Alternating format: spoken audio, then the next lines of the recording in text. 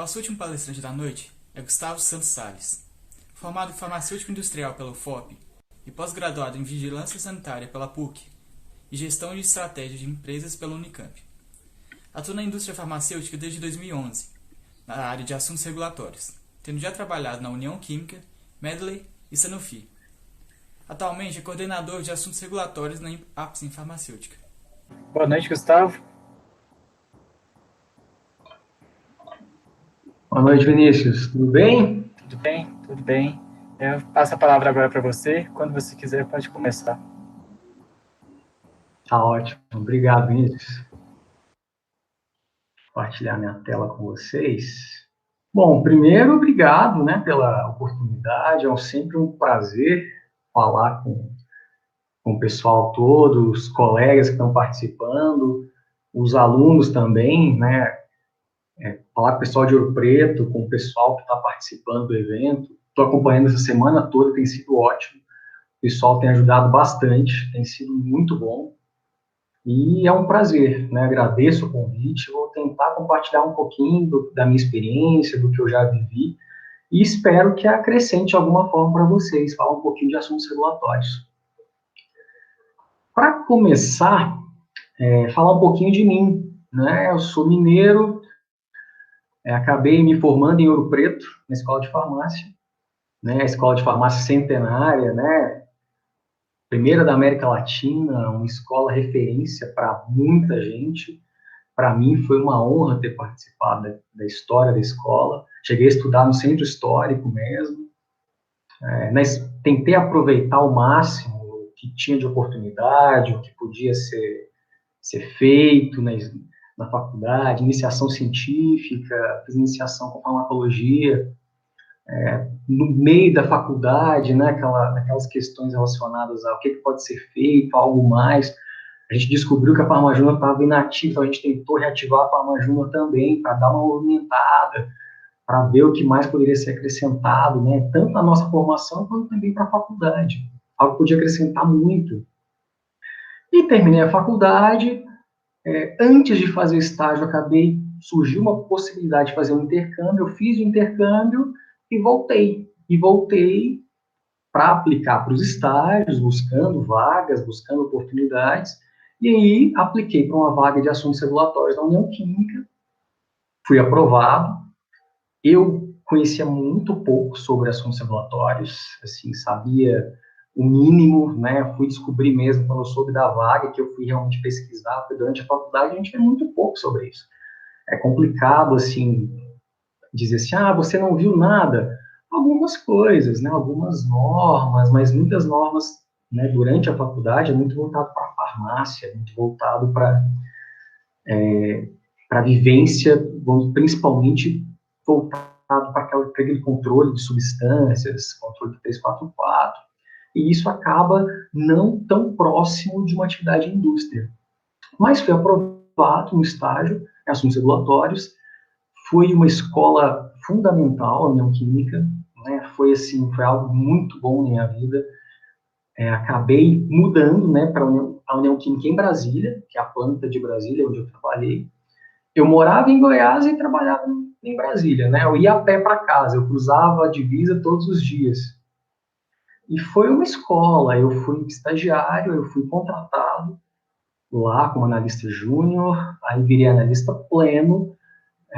E nesse meio tempo surgiu a oportunidade também de fazer uma pós em vigilância sanitária, que foi assim também muito bom, que ampliou muito o horizonte, porque por mais que eu estivesse aprendendo aos poucos ali na empresa, né, como analista já, mas após acrescenta, né, um conteúdo que venha a mais, uma visão de SUS, né, mais profundo, ao mesmo tempo a questão da preocupação em vigilância sanitária, e com certeza agregou muito.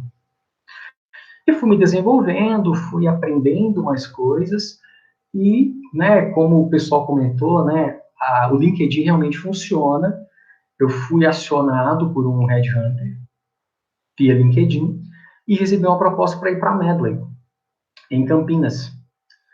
E foi muito difícil tomar essa decisão, não foi fácil, foi algo assim que realmente porque eu me sentia feliz na União Química como analista de assuntos regulatórios, eu me sentia me desenvolvendo, mas, ao mesmo tempo, foi uma oportunidade que apareceu e me pareceu algo muito bom. Somou muito na minha carreira essa experiência na Medley, porque também não foi só a Medley, foi também o Grupo Sanofi. E a atividade regulatória no Grupo Sanofi, no caso, né, eu não atuei apenas com produtos da Medley, mas também com produtos da Sanofi. Então, eu tive a vivência em uma grande empresa, uma empresa, a Medley, principalmente focada em genéricos, alguns novos também, alguns produtos referência no mercado, uma multinacional, então, uma vivência um pouco diferente do que eu tinha tido até então na União Química. Eu fui para trabalhar em um projeto específico, e desse projeto específico foram também aparecendo novas oportunidades dentro da própria empresa. Né? E nesse meio tempo, também conhecendo mais a empresa, com esse próprio projeto, que lidou de uma certa maneira com vários setores da empresa, me deu também vontade de evoluir mais, crescer mais, e eu quis fazer um MBA. Eu fui procurar como fazer, onde poderia ser feito, qual seria a opção, e eu não cheguei a fazer um MBA, mas eu encontrei uma pós-graduação na Unicamp, que é uma pós em gestão e estratégia de empresas, que basicamente tinha o mesmo conteúdo de um MBA, com a diferença de uma carga horária mais alta e um valor bem mais acessível. Então foi muito bom, porque aprendi bastante nessa pós também, e as coisas foram acontecendo dentro da empresa, né? O grupo de regulatório trabalha junto. Nesse momento eu ainda estava em Campinas, mas aí surgiu a necessidade da equipe de regulatórios também ir para São Paulo.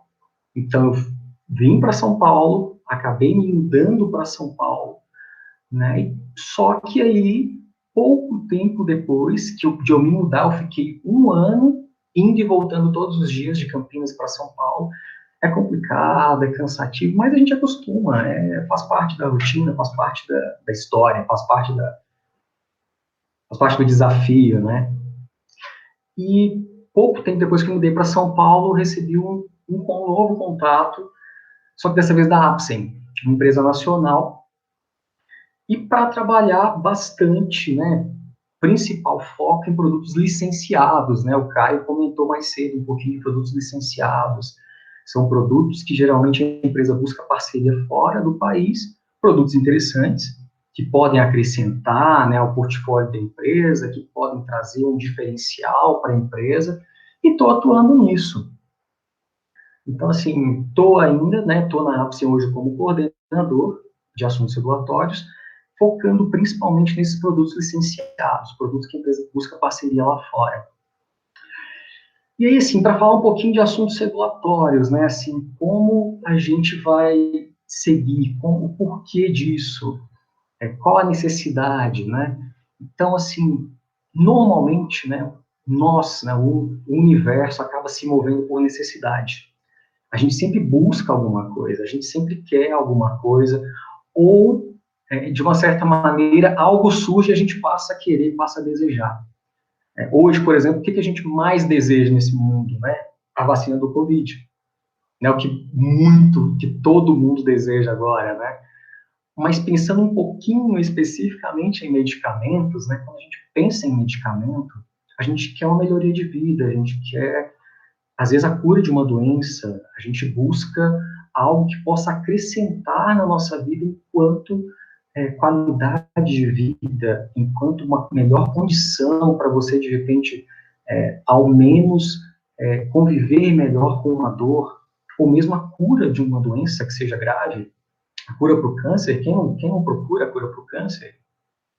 E quando você busca algo, normalmente você tem também o outro sujeito, o sujeito que quer oferecer isso para você, o sujeito que quer colocar isso no mercado, ele quer oferecer algo que você busca, e ao mesmo tempo ele também quer encontrar algo que você necessita, ou que muitas vezes você ainda nem descobriu que necessita. Ele quer encontrar um produto para te oferecer, ele quer colocar isso para você. Só que, ao mesmo tempo, essa não é uma necessidade, medicamento é uma necessidade só de uma necessidade de vários. Muitas pessoas procuram procura um medicamento para amenizar a sua dor, para sentir um conforto, para sentir um alívio, para sentir mais forte, mais bem, sentir com mais vigor, é uma necessidade. Então, ao mesmo tempo, quando você tem pessoas buscando algo, outras pessoas oferecendo algo, é necessário um controle, porque senão vira uma bagunça, vira um caos. E aí a gente tem também os controles, as normas, porque você vai definir como isso vai ser vendido, qual a qualidade que isso precisa, como isso pode ser oferecido. Um medicamento, por exemplo, tem 3 pilares, né? Ele tem que ter qualidade, tem que ter segurança e tem que ter eficácia. Então, nesse meio tempo, comparando essa questão da necessidade de você ter a convivência entre esses 3 fatores, né? Vamos dizer assim, o produto desejado, a empresa que oferece, as normas acontecendo, porque para você coibir, ao mesmo tempo controlar o que está acontecendo, e nesse universo as pessoas precisando disso e convivendo com isso. Daí surge o assuntos regulatórios. Esse setor, essa atividade que vai fazer com que você consiga alcançar esse equilíbrio, que essa convivência seja harmoniosa, ao mesmo tempo para o paciente, que é o principal foco nessa história toda, todo mundo quer atingir o paciente, todo mundo quer encontrar o paciente para amenizar a sua dor, para confortá-lo, ou mesmo para saciar alguma necessidade específica.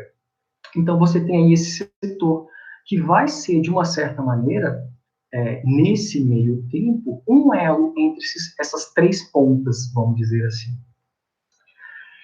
Mas e aí? São muitas normas, é muita coisa. Tem que decorar? Geralmente a pergunta que me fazem muito. Você sabe todas essas normas? Sabe tudo? Não tem que decorar. Né? A boa notícia é que não tem. Mas, por outro lado, tem muita coisa. Então, assim, você tem que decorar? Não. Mas você tem que saber que existe. Você tem que saber onde buscar. Pensando nesse cenário que a gente está vendo aqui, de produto, empresa, legislação sanitária, né, os próprios órgãos reguladores, né, pensando em legislação sanitária também, a gente vai ter que estar muito atento aos pontos que são relacionados à empresa e também aos pontos relacionados ao produto. Essa empresa está regularizada para comercializar esse produto? Ela pode fabricar esse produto? Existe alguma condição específica? Ela tem as licenças necessárias? Ela tem alguma coisa a mais que precisa apresentar? Precisa de alguma adaptação? O produto, esse produto, o que precisa para comercializar esse produto? Posso colocar ele no mercado? Tem que registrar? Não é necessário registrar? Qual a necessidade? E as leis e normas gerais, que é de certa maneira, assim, as leis que são comuns a todos, né, vamos dizer assim. A nossa Constituição, por exemplo, a gente tem lá que a saúde é um direito de todos. Então, assim, é um argumento muito forte para você buscar um produto para suprir a necessidade de alguém, não é verdade? Mas, assim, mas se você fosse... Me fale algumas normas que você lida na rotina, pelo menos para dar uma notada, só algumas coisas. Aí a gente pode citar as leis relacionadas a registro de medicamentos, as leis que vai trazer lá especificamente o que é necessário para que você registre um medicamento, o que você tem que apresentar, quais provas. É necessário apresentar algum estudo em específico. Nas normas normalmente vão trazer esse tipo de necessidade. O pós-registro, se eu quiser fazer alguma alteração no meu produto depois de registrado, o que eu tenho que fazer, o que eu tenho que apresentar, que é necessário para poder chegar nesse consenso, né? O registro de suplementos alimentares, que é uma norma recente, que a Anvisa meio que regulamentou um setor relacionado a alimentos, para que essas normas ficassem mais práticas, vamos dizer assim. Né? A Anvisa eliminou várias normas que até então não estavam sendo tão utilizadas e otimizou muitas delas. Por exemplo, o probiótico, o probiótico é um suplemento alimentar. Então, para esse suplemento alimentar, você vai seguir especificamente a norma relacionada a suplementos alimentares. No caso, o probiótico como suplemento alimentar. As boas práticas de fabricação, muita gente citou, né, desde a primeira palestra, a Gleice comentou, né, 301, né, é uma bíblia da indústria farmacêutica, é muito necessária. A gente é um guia para a gente poder conviver com a indústria, saber quais atitudes tomar, o que eu posso fazer, o que eu não posso fazer. A estabilidade de ir né, princípio ativo, e medicamentos, o que eu tenho que observar durante o estudo, o que é necessário fazer para que esse estudo seja bem conduzido, quais os parâmetros avaliados para um registro de medicamento, a validação de métodos analíticos, os métodos que eu utilizo, eles são métodos farmacopeicos, eles são válidos, como eu faço para avaliar o meu método e dizer que ele é um método validado? Temos normas para isso também. Rotulagem de medicamentos, o que pode numa embalagem? O que pode na caixinha do remédio? A bula, quais informações tem que pôr na bula? Eu posso escrever de qualquer maneira? Ou eu tenho que, de repente, colocar um linguajar mais fácil, colocar de um modo que fique mais simples para as pessoas lerem e entenderem o que está ali? Propaganda de medicamento. Eu posso, de repente, sair na rua e fazer uma propaganda de qualquer maneira? Eu posso chamar um artista famoso e, de repente, pedir ele para fazer a propaganda de um produto controlado, por exemplo? Não pode. Produto controlado não pode se fazer propaganda sobre medicamento controlado para o público. Não pode. Assim, são várias minúcias, mas assim, são coisas que, com o tempo, você vai pegando, você vai entendendo, vai visualizando, vivenciando a necessidade e vai se habituando a consultar, a verificar, principalmente a lidar e interpretar, né, o que essa norma me traz, o que ela me permite fazer, o que ela não me permite fazer. Isso é um ponto-chave na produção de assuntos regulatórios. E a gente tem normas, mas aí o que ele faz durante uma indústria, né? Assim, qual a atividade dele, como ele atua, ele fala com alguém, ele não fala com ninguém, ele fica só quieto, ele só vê papel, né? Uma vez eu escutei assim, então você é do departamento que junta papel e manda para a Anvisa? Não, a gente não faz só isso, tem muito mais coisa envolvida. Principalmente a interação interna, né? A gente é só uma equipe, um departamento dentro de uma indústria completa. Uma indústria que o produto final é o medicamento para o consumidor. Então, a nossa preocupação é assegurar que esse medicamento vai ser entregue na melhor condição possível para o paciente. Então, essa interação é estritamente necessária.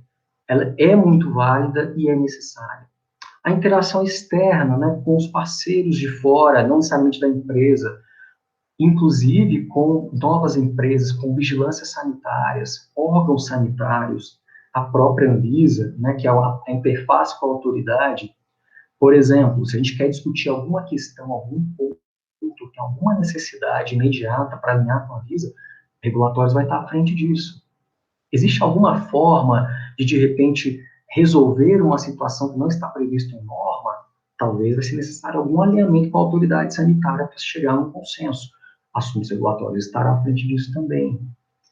Viabilidade de projetos. Surge uma ideia, alguém quer colocar um produto no mercado, o desenvolvimento chegou a uma conclusão excelente de um produto, de uma forma farmacêutica nova, de uma concentração nova, ou a equipe de novos negócios encontrou um parceiro fora do país excelente, com um produto excelente. Como a gente traz isso para o país? Como eu registro esse produto? Quais possibilidades eu tenho? Passa também para uma análise regulatória. Inteligência regulatória, que também é uma parte muito importante. Como eu, enquanto regulatório, posso auxiliar a empresa, por exemplo, analisando uma norma, uma proposta de norma, mas essa norma vai impactar como no negócio? Ela vai trazer, de repente, alguma facilidade? Ela vai tornar algo, de repente, ter um controle mais rigoroso? Talvez um potencial competidor está lançando um produto novo no mercado, que é justamente um produto concorrente ao nosso.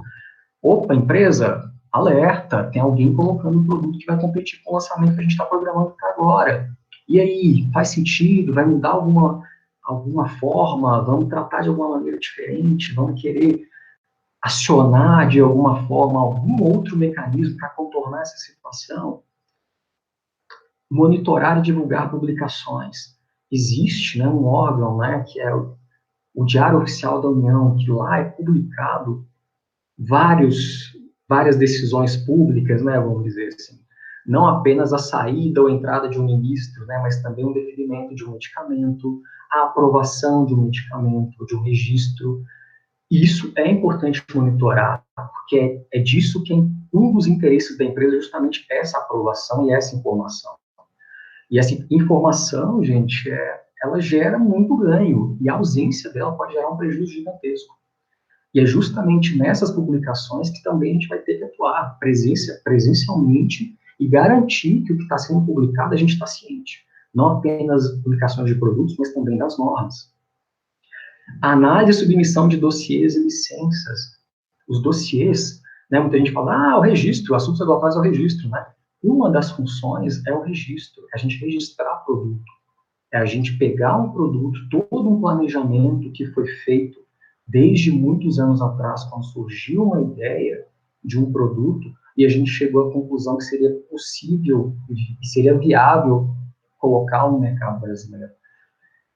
Então, todas aquelas pessoas que se reuniram, que formularam todos aqueles documentos, aquelas provas, fabricaram lotes, providenciaram estabilidade, toda a documentação dessa submissão chega para nós, para a gente consolidar essa documentação e analisar essa documentação e entender se faz sentido, se ela está de acordo com o que é exigido em norma. Está bem? Faz sentido? Está de acordo? Olha, esse ponto não está sendo bem atendido, precisamos ajustar, precisamos ir ver por um outro lado também.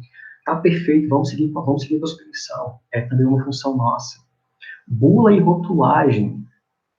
Existem critérios, existem normas que têm que ser atendidas sobre bula e rotulagem de medicamentos. Essas normas, né, assim, nós precisamos atender. Eu não posso colocar no mercado um produto que a bula esteja irregular. Eu não posso colocar no mercado um produto que a caixinha, que o rótulo dele não conste uma informação obrigatória. É um risco sanitário. Será que existe um risco de um paciente pegar esse produto e não ter essa informação, de repente ingerir um produto, tomar um produto que não é para aquilo que ele está procurando? É um risco, e a nossa função é garantir que isso não vai acontecer. Garantindo que a gente vai colocar as informações na bula e na rotulagem que são necessárias. Propaganda, né? Mais uma vez, também fazemos um trabalho muito próximo ao marketing, principalmente, para que as propagandas, para que a divulgação de um medicamento, para que, de repente, a interação com o profissional de saúde para divulgar esse produto ocorra de acordo com a norma, que é algo regulamentado também. A IDC 96 trata lá como você deve abordar, o que você pode, muitas coisas que você não pode fazer. Isso também é uma função nossa. Discussões regulatórias, quando a gente pensa em, por exemplo, estamos hoje vivenciando uma pandemia. Quanta coisa está sendo trazida, quantas normas sendo publicadas, principalmente para atender uma necessidade nossa imediata. Essas normas fazem sentido? Tem dentro do que foi publicado, existe alguma coisa que a gente pode atuar para, de repente, levantar a mão e falar, opa, vocês estão esquecendo de um ponto importante, é necessário que vocês se atentem também a esse ponto. Por exemplo, a Anvisa publicou várias normas recentemente para suprir, por exemplo, necessidades imediatas das empresas que estavam deixando de fabricar seus produtos porque os fornecedores não estavam tendo como fornecer os insumos necessários para a fabricação do medicamento. Então, são discussões, vamos dizer assim, uma influência regulatória que também faz parte da função de assuntos regulatórios. Importação e exportação. Caso a empresa resolva importar algo, por exemplo, trazer um produto de fora, trazer uma mercadoria de fora, a gente também tem como auxiliar, principalmente dando orientações sobre o que pode ser feito, que eventuais documentos podem ser solicitados. Eu quero exportar, a empresa resolveu agora quer vender produtos para fora do país. Quais normas estão relacionadas a isso? A gente pode vender? Será que o parceiro lá fora que vai receber esse produto, será que ele tem toda a condição para receber o nosso produto de acordo com a norma local dele? Então são pequenas coisas, pequenos detalhes que no final pode fazer muita diferença no planejamento, numa forma de lidar e principalmente como conseguir fazer com que o seu medicamento, o seu produto chegue até o paciente, que é o nosso maior objetivo. Então, aí pensando em tudo que a gente faz, né, assim, vamos tentar aplicar um pouquinho. Surgiu uma ideia na empresa, né? A gente teve mais cedo o Caio falando novos negócios. De repente o Caio chegou e falou, tem uma ideia de um produto. E aí, o que a gente pode fazer? com certeza ele não vai consultar somente a mim, regulatórios, ele vai consultar também toda a empresa para poder avaliar e entender se é possível dar sequência naquele projeto. Mas eu, enquanto regulatório, quais os pontos de atenção? A que pontos eu vou, de repente, tentar verificar, tentar confirmar para que isso fique legal? Classificação do produto. Vai ser um medicamento? Vai ser um suplemento alimentar? Vai ser um produto para a saúde? Vai ser um produto de cannabis? Posso ter esse produto no mercado? Será? Produto de cannabis, até pouco tempo a gente não poderia. Mas houve tanta discussão, houve tanta questão, que hoje a Anvisa criou um regulamento que prevê a possibilidade de você utilizar, fabricar produtos de cannabis. Claro, existe uma série de normas, de regulamentações, de padrões a serem seguidos. Mas é possível? Até certo tempo atrás eu diria não, a gente não vai conseguir por agora. Quais etapas para esse registro? O que eu vou precisar fazer? A Suelen, agora há pouco, falou bastante sobre a etapa de bioequivalência, algumas coisas de estudos clínicos. Será que eu vou ter que fazer estudo clínico? Será que eu vou ter que fazer, talvez, é um genérico, é um similar, ou é uma inovação? Então, de repente, talvez eu vou fazer um estudo mais rápido, um estudo farmacocinético, vou fazer um estudo de biodisponibilidade relativa. E para esse caso funciona. Quais documentos e informações eu vou apresentar para esse registro? A partir da classificação desse produto que eu vou chegar a essa conclusão. Em cima dessas documentações, eu vou fazer esse levantamento para ele e dizer, olha, faz sentido ou não. Do meu ponto de vista, eu preciso dessas informações. Isso é um argumento, é um ponto que ele vai levar na negociação dele. O local de fabricação que a gente vai... Nós que vamos fabricar na empresa aqui, o parceiro vai fabricar lá fora para a gente. Será que esse local de fabricação dele já está de acordo? A gente vai ter que pedir um certificado de boas práticas para esse parceiro lá fora? Vamos. Aqui no Brasil, será que ele tem as licenças locais necessárias? Porque além do certificado de boas práticas emitido pela Anvisa, ele precisa também de algumas licenças locais, de acordo com o estado dele. Onde ele está localizado? Qual a necessidade nesse local de atividade dele? São pontos que a gente também tem que levantar. E os alinhamentos. Puxa vida, não tem previsão em norma, desconhecemos um produto semelhante. Será que vale a pena a gente ir lá na Anvisa e perguntar, e talvez questionar sobre a possibilidade de trazermos um produto desse caso? Será que a gente já tem uma ideia, uma proposta de como trazê-lo, como classificá-lo para poder alinhar com a Anvisa? Internamente, trazendo esse produto, quando serão fabricados esses lotes? Quando serão geradas as provas para o registro? São alinhamentos que vão ser feitos e que nós seremos envolvidos para poder participar. E principalmente, puxa vida, deu certo, fez sentido, é interessante, é bacana, fizemos as ponderações, vamos adiante. O projeto vai funcionar, vai rodar. E aí a gente vai querer o quê? Registrar. E só que para registrar, a gente já passou por todas aquelas etapas anteriores, desde quando trouxeram a ideia. Aí aqui a gente já está no momento em que o pessoal já fizeram as etapas iniciais, todo aquele projeto em andamento, a viabilidade foi aprovada, o pessoal do Galeno fabricou os lotes, o desenvolvimento analítico, desenvolveu os métodos, validou os métodos, verificou se o método que o parceiro estava utilizando lá, conseguiram fazer uma validação e desenvolvimento do método interno, como importador que a gente vai utilizar. A coisa está fluindo, a coisa está funcionando. O pessoal da estabilidade já fez o estudo de estabilidade, já está finalizando o estudo para a gente protocolar, tudo certo. Ele está de acordo com o que a norma pediu? Ele está de acordo com a norma antiga ou com a norma atual? Será que pela norma antiga eu posso submeter pela data que eu iniciei o meu estudo? Ou será que não? E eu fiz o estudo errado? Não, mas espera aí, a nova norma ela tem uma ressalva. Existe um período de transitoriedade, em que, eventualmente, se eu fabriquei aquele lote em uma data específica, eu posso protocolá-lo. Então, opa, o projeto está salvo, não está tudo perdido, vamos lá. O controle de qualidade do produto, por exemplo, o próprio material de embalagem desse produto. A gente já tem o invase, o material que vai ser utilizado para envasar esse produto, para embalá-lo, o blister ou o frasquinho. A gente já tem qual material, temos a especificação que vai ser utilizada para analisar esse produto, esse material de embalagem. Esse método dele de análise está de acordo com a farmacopeia brasileira? Não. Por quê? É justificável? Ou a farmacopeia brasileira tem esse método? Então a gente vai ter que se adequar? Não, ele não tem. Então por isso eu segui um outro companheiro, segui a USP, eu segui a farmacopeia europeia. Opa, bacana, tá ficando bom. Farmacovigilância. Qual é o meu plano de farmacovigilância para esse produto? Se é um produto novo no país, eu tenho um plano de minimização de risco para apresentar para a Anvisa, para poder apresentar meu registro? Sim, a equipe de farmacovigilância já providenciou, está tudo pronto. O nome do produto. Já tem o nome do produto? Então, tá difícil achar um nome, porque a Anvisa tem uma norma também que determina que você não pode utilizar qualquer nome para o seu produto. Tem norma? Tem para nome de produto. Você não pode colocar, eu quero colocar o nome do meu filho. Talvez, se ele passar no critério exigido pela Anvisa de nomes, talvez o seu medicamento vai ter o nome do seu filho. Mas se ele não passar, a Anvisa não vai aceitar. Então, a gente vai ter que propor nomes para esse produto e que estejam adequados à norma, que sejam adequados para que a gente siga. Eu fiz algum alinhamento com a Anvisa nesse tempo, desde quando começou a tratar do projeto até agora, alguma coisa que possa ajudar a gente? Tá junto aqui também? Tá. Estamos prontos para submeter? Paguei a taxa? Tem que pagar a taxa para a Anvisa? Tem.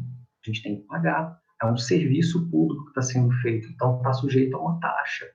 Mas qual o valor dessa taxa? Depende. Qual é o seu produto? Qual a classificação dele? É um medicamento novo? Novo, que eu digo, é uma nova molécula, não existe no país. Então, a taxa dele, se é uma empresa grande, vai ser aproximadamente R$157 mil. Nossa, isso foi pensado lá atrás na viabilidade do projeto? Foi considerado? Foi, já está no planejamento, isso já está sendo considerado. Então, isso também é algo que a gente já está levando em consideração, a taxa está paga. O budget, o orçamento para pagar essa taxa já está incluído. Então, não se preocupe, a gente vai pagar a taxa para você submeter o seu registro. Então, tudo pronto, a documentação está alinhada. Isso aqui, gente, é só um exemplo de documentos que a gente submete. Lógico que tem muito detalhe em cada uma dessas coisas. O local de fabricação tem suas particularidades. O princípio ativo, o DMF dele está pronto, está ok, ele atende de acordo com a norma. Os recipientes, as especificações são farmacopeicas, está ok, eu tenho a especificação, tenho o laudo de análise, está ok para submeter. Então, assim, a produção, como esses lotes foram feitos, eu tenho um tamanho de lote bom, caso eu queira fazer alguma mudança mais para frente, esse tamanho de lote está atendendo ao que eu vou precisar fazer depois? Ou eu vou ter que, de repente, fazer talvez um novo estudo de bio para registrar esse produto? Esse tamanho de lote vai influenciar nisso. Isso foi pensado? Foi, a gente já fez o tamanho mínimo necessário, caso a gente possa fazer algumas pequenas alterações que não sejam necessárias fazer um novo estudo de bio com esse produto, para que eu consiga seguir com o registro regularizado na Anvisa. Perfeito. Olha, não estou com esse tamanho, porque não é possível fazer dessa forma. Ok, está justificado. São perguntas que nós, em regulatórios, vamos sempre fazer. Quando analisarmos uma documentação para registro, são tipos de perguntas que nós fazemos. Por quê? Porque a norma consta. Na norma consta esse tipo de questionamento e nós seremos cobrados pela Anvisa perante a esse posicionamento. E aí submeti para a Anvisa. E aí, como que fica agora? Bom, agora que eu submeti, eu vou aguardar a Anvisa analisar. Ela vai analisar, ela pode deferir direto. Seria ótimo. No registro, é difícil, às vezes, a gente ter um deferimento direto, a gente chama de deferimento sumário. É difícil, né? Assim, porque, principalmente quando envolve moléculas novas, quando envolve um produto novo, que para a Anvisa seja novo, então pode ser que surjam realmente dúvidas durante a análise da documentação. Não que é uma documentação ruim, que é uma documentação robusta, mas que podem surgir dúvidas da parte do técnico durante a sua análise. E essa análise que ele vai fazer, ele vai perguntar para a gente, olha, me explica melhor esse ponto. Para mim não está claro. A gente vai receber a exigência, vamos ver o conteúdo, vamos nos reunir novamente, ver quais foram os pontos, vamos responder a exigência e encaminhar para a Anvisa. Pode vir mais exigências? Pode, se a partir daquele ponto isso não ficar muito claro para a Anvisa. Se talvez faltou algum esclarecimento, se faltou algum ponto a ser fechado, algum pontinho, alguma coisa para ser alinhada ali no final, não ficou bem costurado, ele pode mandar uma nova exigência. E a gente vai receber essa exigência e vai cumprir. Ah, mas esse trâmite demora muito? A exigência, normalmente, a gente tem 120 dias para cumprir. Pode cumprir antes? Pode. Todo mundo quer cumprir antes. Mas, às vezes, eu tenho que fazer testes adicionais, preparar algo diferente.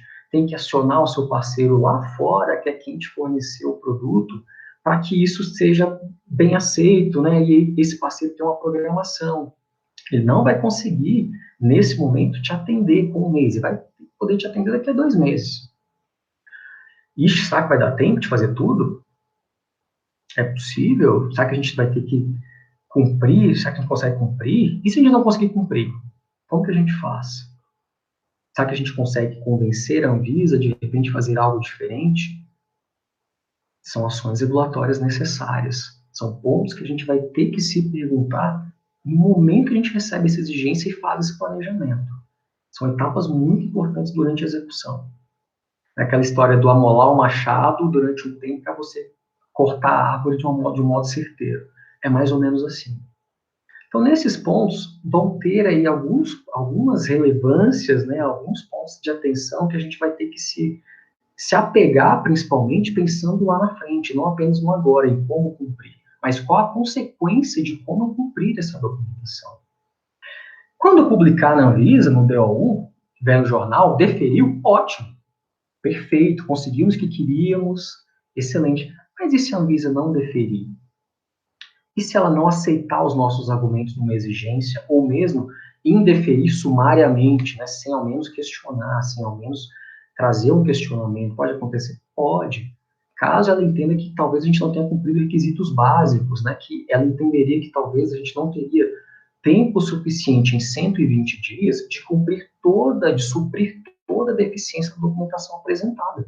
Ela pode questionar dessa forma e indeferir. A gente pode entrar com recurso contra essa decisão, se a gente conseguir se calçar dessa decisão, né, falar, olha, isso aqui, técnico, talvez você não tenha compreendido exatamente o que a gente colocou, mas o que nós estamos fazendo, atendemos o que você pediu. Pode ser que esse técnico, olha, realmente faz sentido, eu me enganei. Ele se retrate, pode acontecer. Mas ele também pode falar, não, eu ainda discordo de você. Eu acho que você não cumpriu o que eu pedi. E ele mantém o posicionamento dele. E aí isso vai para uma nova instância. E nessa instância vai ter vamos dizer assim, terão pessoas reunidas que irão tomar essa decisão. Pode ser que nesse conselho, nessa coordenação de análises, ele chegue à conclusão que o técnico não deu um parecer correto, que havia sim motivos para que ele ou deferisse ou reconsiderasse a sua decisão. Esse projeto pode voltar para análise, para ter uma nova resposta. Pode acontecer. E aí, novamente, a gente pode receber uma nova exigência ou podemos ter um deferimento, né? Já que é o que a gente quer botar o produto no mercado, a gente trabalhou tanto, foram tantos anos de planejamento, execução, várias pessoas reunidas, todo mundo junto, né? Não foi só o regulatório que trabalhou, foi a empresa inteira trabalhando nisso. E aí a gente deferiu, e é festa, todo mundo feliz, vamos comemorar, assim, vai ter mais um produto de qualidade, vai ter mais um produto, mais uma forma do paciente ter acesso a algo necessário, algo que ele precisa. Vamos comemorar.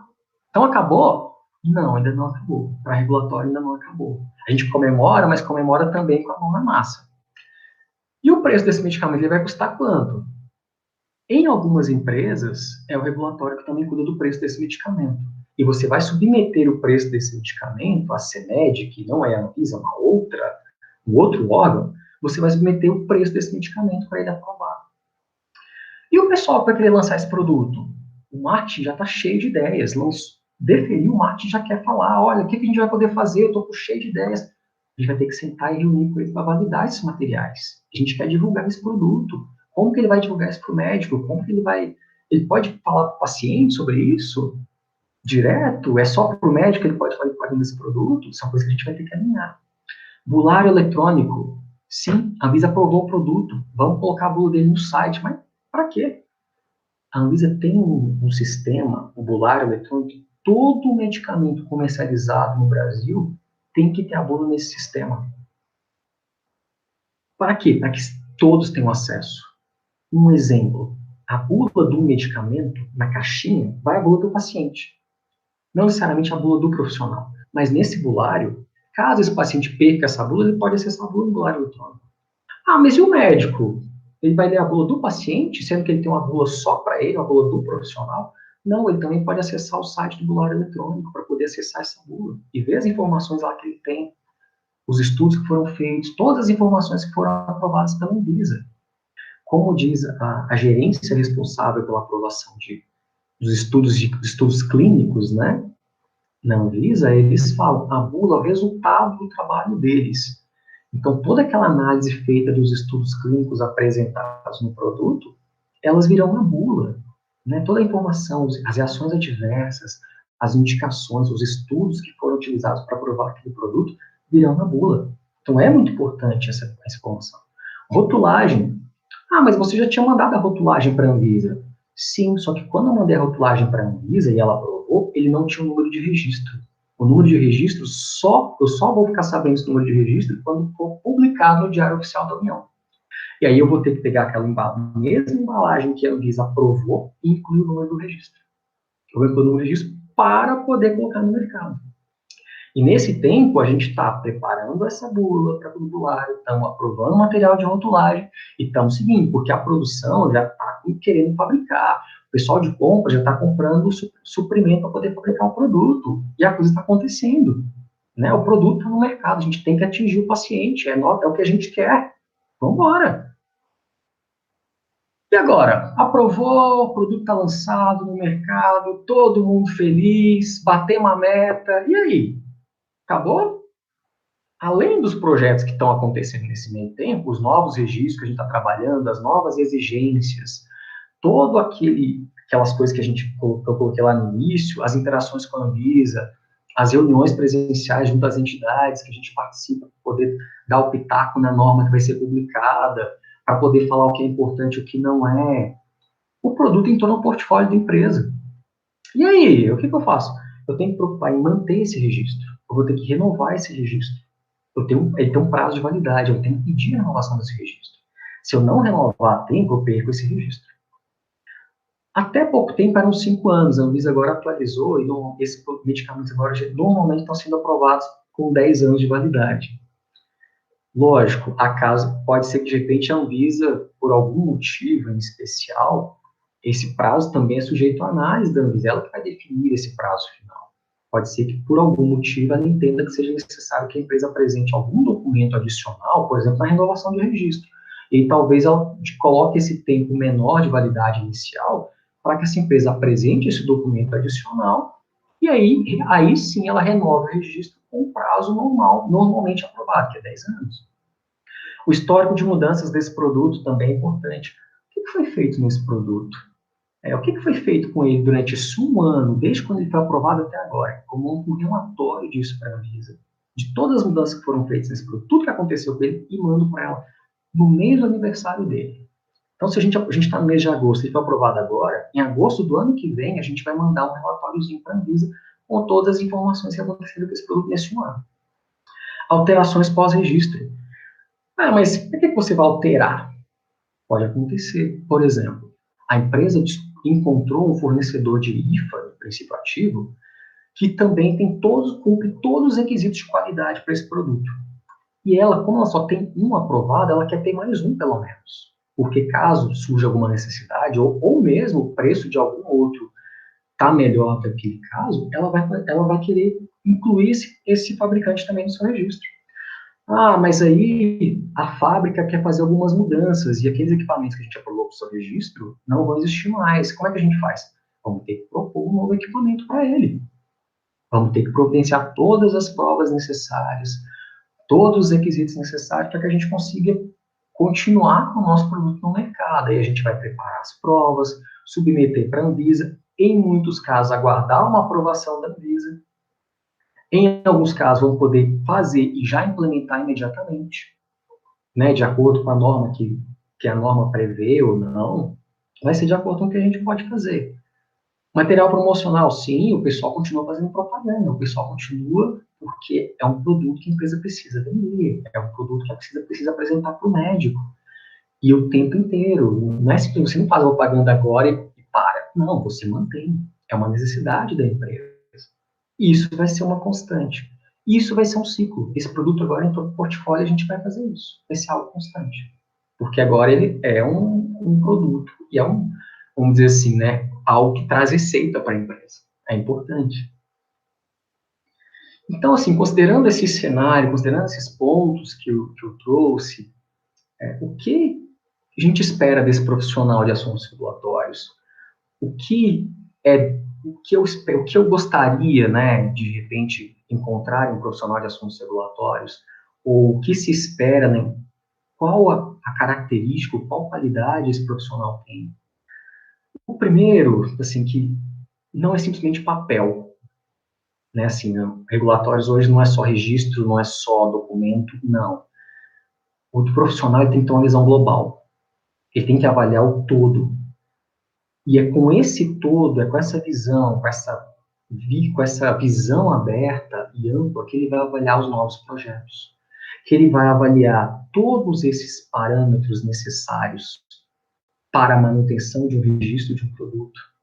Que ele vai avaliar não somente o cenário atual regulatório, mas também as normas que estão para ser publicadas.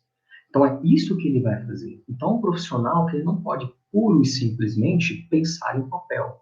Ele tem que pensar também como um todo, pensar no sistema, pensar na empresa, pensar nos funcionários, nos colegas, na equipe de trabalho dele.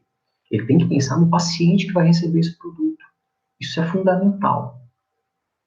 Então, assim, se eu pudesse deixar uma mensagem para vocês sobre esse profissional, seria: esse profissional tem que pensar não apenas com a sua rotina, com seus documentos, mas em todo o cenário, em tudo que envolve a sua atividade, e principalmente qual o resultado da sua atividade daqui para frente.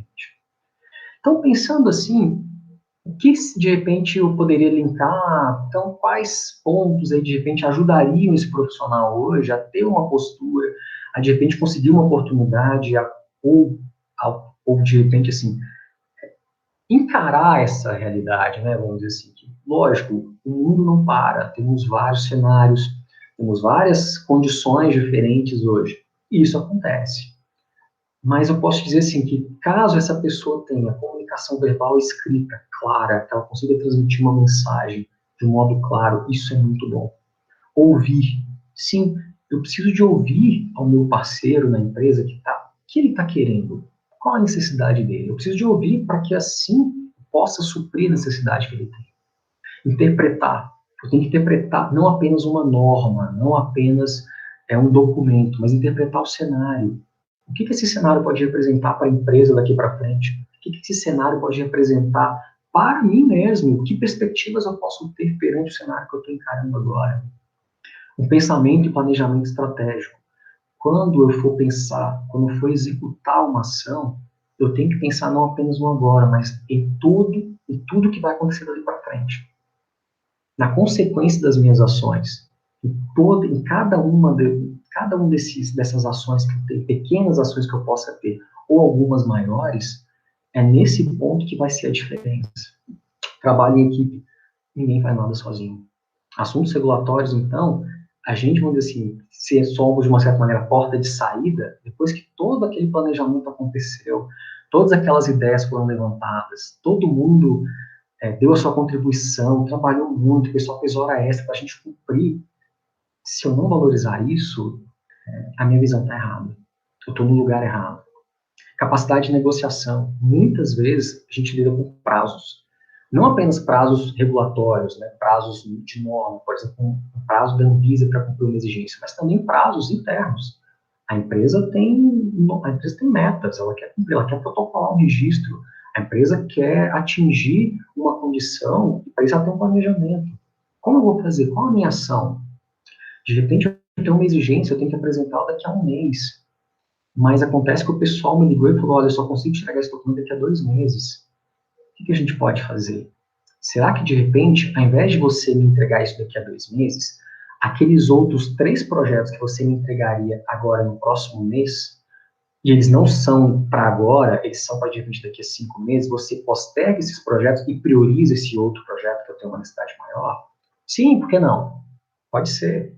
E a empatia também, porque a mesma coisa acontece ao contrário. Às vezes eu preciso de receber uma informação agora, um documento, e a outra área, que é a minha parceira, fala, eu não consigo te entregar, o que a gente pode fazer? Olha, eu preciso para daqui a 2 meses, a gente tinha combinado para hoje, mas eu consigo segurar um mês. Entrega daqui a um mês, pode ser? Pode. Isso é empatia, isso é trabalho em equipe, isso é fundamental na indústria farmacêutica, em qualquer atividade. Idiomas, inglês, é importante? A pessoa não consegue trabalhar na indústria sem inglês? Não, exatamente, a pessoa consegue. Mas ele pode te abrir portas. Ele me abriu portas. Ele me abre portas até hoje. Ele possibilita que eu conduza o meu trabalho hoje. Quando, por exemplo, eu converso com algum parceiro externo e eu explico uma necessidade regulatória nossa. Quando eu explico algum ponto que, para ele, por mais absurdo que seja, que ele não possa entender, é uma necessidade nossa. Algum requisito regulatório ou algum teste adicional que ele nunca fez ou ele nunca pensou em fazer, mas para o Brasil a gente vai precisar fazer. E o inglês vai ser usado para isso. Então, assim, é uma necessidade e é principalmente, mas não dá para resolver de outra forma? Olha, mas pode facilitar a sua vida bastante. Então, assim, se você não conhece nada, não... E não é apenas para ambulatório, gente, para qualquer função da indústria. Em algum momento você vai ter contato com alguma coisa em inglês, um equipamento, uma palestra, um e-mail, um convite, uma proposta de trabalho em uma multinacional, em que os treinamentos são em inglês, em que as comunicações são em inglês. Então, assim, isso vai te ajudar. Te atrapalhar, eu tenho certeza que não vai. Olha, eu estudei inglês, nunca usei para nada. Olha, acontece. Assim, eu tenho plano de saúde. O meu eu não uso nunca, mas eu tenho que ter o plano de saúde. É uma garantia que eu tenho. O seguro de carro, você paga para não usar. Mas você quer usar? E se precisar usar, vai estar lá? Vai estar. Então, assim, garanta isso. É algo que, assim, pode representar um salto na sua carreira muito grande. Quando a oportunidade bater na sua porta, esteja pronto para agarrar. Não deixe que o inglês te impeça disso. Sabe assim, existem formas disso ser aprimorado e melhorado. Mas tem que ser fluente, eu tenho que falar. Olha, quanto mais melhor. Mas assim, é preciso começar de algum jeito. Conforme você vai praticando, conforme você vai evoluindo, até mesmo profissionalmente, você vai chegar num nível em que você consegue se comunicar com as pessoas. Comunicar, que eu digo, é falar, ouvir, compreender, escrever. Não entendi tudo que ele fala, mas eu entendi a mensagem, eu entendi o que ele falou, eu consegui transmitir o que eu queria. Olha, já é excelente. Olha que passo importante que você já está dando. Está melhor que muitos que não conseguem. É um começo.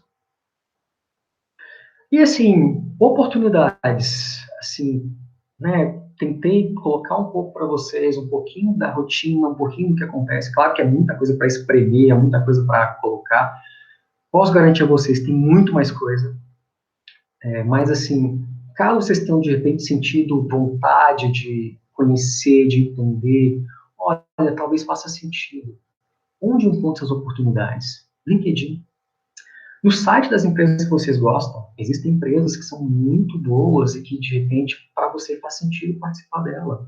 Indeed é um buscador de vagas excelente, ele reúne várias vagas, você consegue entrar nesse site e criar um alerta para ele, ele te mande essas vagas quando essas vagas são publicadas. Ele pega vagas de muitos lugares, várias empresas, vários sites também.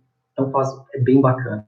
Sindusfarma é uma entidade, é um sindicato de indústrias farmacêuticas em São Paulo, que também reúne indústrias farmacêuticas não só de São Paulo, mas também de Rio, mesmo de Goiás.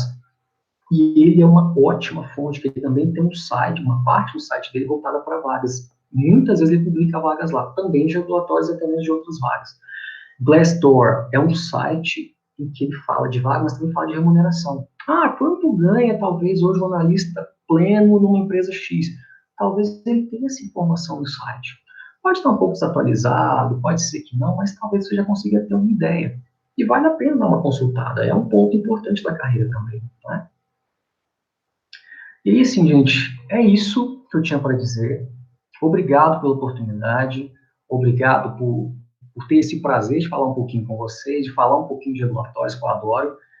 segue meus contatos, segue meu LinkedIn, fiquem à vontade. E a mensagem que tem para vocês é: recebam de braços abertos as oportunidades que apareçam. Deixa o sol entrar, abrace.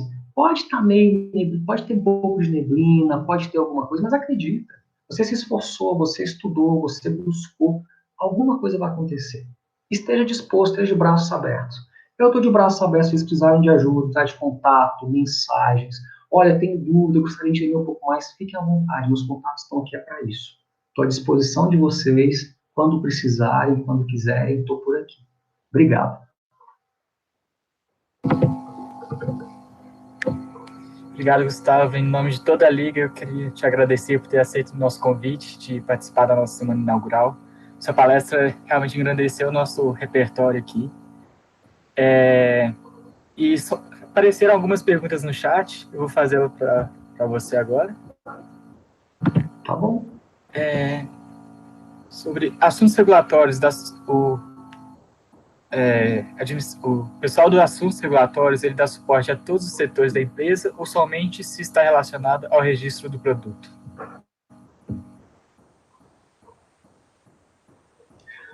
Assim, assuntos regulatórios, assim, ele é uma interface com a Anvisa, por exemplo. A Anvisa regula o setor regulado, vamos dizer assim, né? A indústria como um todo. E, eventualmente, a gente dá suporte, por exemplo, pessoal de compras. Então, eles querem saber alguma norma relacionada a isso, alguma documentação que seja necessária. Por exemplo, algumas matérias-primas podem ter o risco de trazer algum ponto relacionado à doença da vaca louca, encefalopatia. E muitas vezes, quando vai chegar essa matéria-prima lá no porto, eles vão pedir essa documentação. E muitas vezes a gente que passa a documentação para eles para poder liberar essa carga também.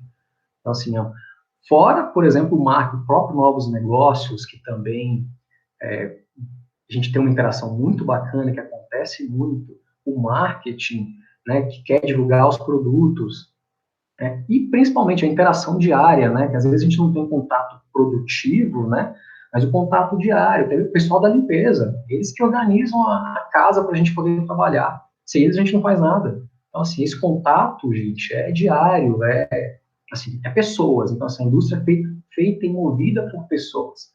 Então, assim, essa interação vai sempre acontecer. Em algum momento isso vai acontecer. Certo. Indústrias de pequeno porte também tem um setor de assuntos regulatórios? Desculpa, não te entendi. Indústrias de pequeno porte, elas também têm esse setor de assuntos regulatórios? Olha, pode ter, às vezes acontece, de repente eles acumularem um pouquinho, de repente a pessoa, talvez, a garantia, faz uma equipe de documentação, e às vezes eles acumulam também essa função de assuntos regulatórios. Acontece.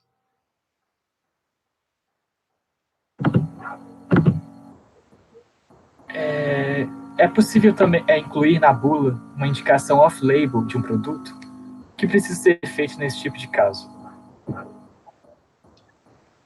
A bula, você só consegue incluir informações aprovadas pela Anvisa.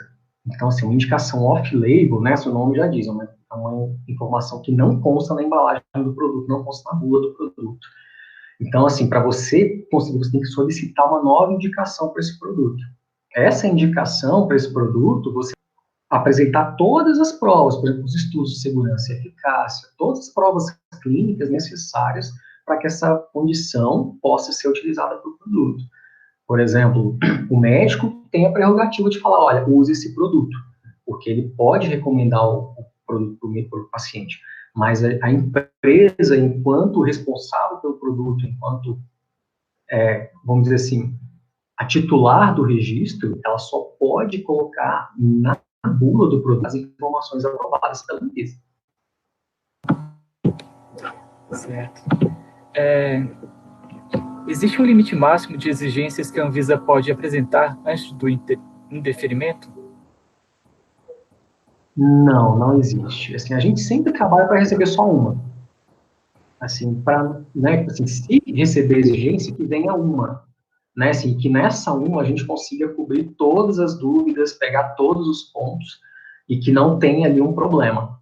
que já esteja tudo esclarecido. Mas o próprio técnico, quando ele recebe talvez a nossa resposta, talvez ele, de repente, a gente tenha respondido tudo, apesar de ter respondido tudo que ele perguntou na exigência, esclarecido, talvez tenha levantado um ponto novo para ele a partir da nossa resposta. Então, aí ele emite uma nova exigência. Mas assim, a gente trabalha para que isso não aconteça. Entendi. Qual o tempo médio de todo o processo de deferimento de um novo medicamento? E se for um genérico? Assim, hoje a gente tem, a gente teve, né, recentemente, o pessoal está chamando de Lei Serra, que foi o senador Serra que propôs essa lei. E alterou. Hoje o prazo legal para aprovação de medicamentos seria 1 ano. E esse prazo pode ser prorrogado até 1/3. Ou seja, então, vamos arredondar para 1 ano e meio, mais ou menos. Mas o que acontece? Esse prazo começa a contar no momento do protocolo. Quando a Anvisa analisa e, por exemplo, manda uma exigência, esse relógio para. Aí eu cumpro a exigência, mando para a Anvisa e o relógio volta a correr de novo. Para contar 1 ano e pode ser prorrogado, né, por mais 1/3 desse, ou seja, por mais 120 dias ele pode prorrogar. Mas, por exemplo, um momento igual esse que a gente está atravessando, que é uma pandemia, é um pouquinho complicado até a gente cobrar esses prazos. Mas hoje existe um prazo legal para isso. E, lógico, existe também, o pessoal chama de, caso você submeta, né, isso já é previsto em norma hoje, você tem um caso de produtos que são, que pode submeter como uma prioridade de análise. E ele vai ter um tempo menor, só que você tem algumas condições que você tem que cumprir para que esse produto seja uma prioridade de análise. Se você protocola como uma prioridade de análise e chega na Anvisa e a Anvisa identifica que não é o caso de uma prioridade de análise, ela pode fazer um indeferimento sumário e você realmente não vai ter nem como recorrer.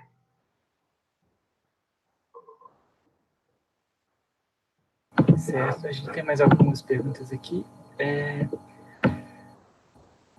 As exigências do registro são diferentes de acordo com o tipo de medicamento? Se for de referência, genérico ou similar? Sim, a exigência, geralmente, você recebe uma exigência a partir de algum ponto que a Anvisa teve de dúvida ou, de repente, para ela você não apresentou adequadamente. Por exemplo, o registro de um medicamento novo, ele é uma molécula nova. Então, pode ser que, de repente, venham questões relacionadas a essa molécula justamente por ela ser nova. Mas quando você tem um registro genérico ou similar, talvez é uma molécula que o próprio técnico já conheça. Então, assim, talvez ele já tenha ali algumas particularidades que ele já conhece. Então, talvez aquilo não suscite, não levante tantas dúvidas. Então, talvez isso não vá, assim, causar alguma diferença. Mas cada processo é um processo diferente. Então, assim, mas pode acontecer de você receber a mesma pergunta para produtos diferentes, se for o mesmo problema, por exemplo, problema de validação analítica. Ele vai analisar a validação analítica com o olho de quem analisa tanto um medicamento novo, ou um genérico, ou um similar, independente. Certo. Agora, nossa última pergunta. No caso de licenciados, é necessário fazer tradução juramentada para todos os documentos de submissão de registro? Não. Tradução juramentada você faz para documentos emitidos por autoridades regulatórias locais. Por exemplo, se eu recebo um documento em inglês lá de fora, uma ordem de produção, por exemplo, que é onde está descrito como foi fabricado o produto, eu apresento, em inglês eu posso apresentar normalmente, mas suponhamos que eu receba o registro em alemão. Alemão, a Anvisa não aceita. A Anvisa aceita inglês, espanhol e português. Eu vou traduzir a ordem de produção, uma tradução livre, não necessariamente a tradução juramentada. Mas o certificado de registro desse produto lá fora foi emitido por uma autoridade local, uma autoridade alemã. Então, esse documento é um documento oficial, eu tenho que fazer uma tradução juramentada aqui no Brasil para poder apresentar um deles. Entendi. De novo, muito obrigado, Gustavo, por ter aceito o nosso convite, por ficar até essa hora aí com a gente, mesmo com todos os problemas. A gente espera contar sempre com você no futuro da Liga, se possível, e por hoje é isso. Obrigado a você, Vinícius, obrigado, André, pelo convite, obrigado ao pessoal por estar aqui até agora também. Obrigado mesmo, estou à disposição, caso tenha alguma dúvida, alguma questão, fiquem à vontade, sempre que quiserem. Um abraço.